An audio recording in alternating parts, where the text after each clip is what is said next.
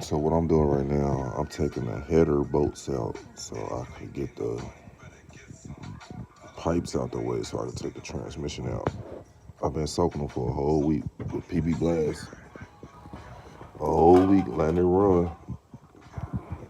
I got one bolt out so far. It's 11 millimeter. I got the front one, but the main ones I'm worried about is the ones in the back. I'm driving the passenger side. Here go the transmission I'm putting in there.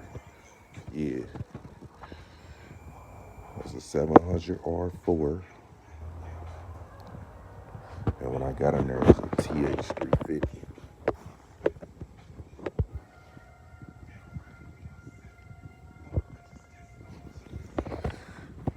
So this is how I'm starting my Saturday morning.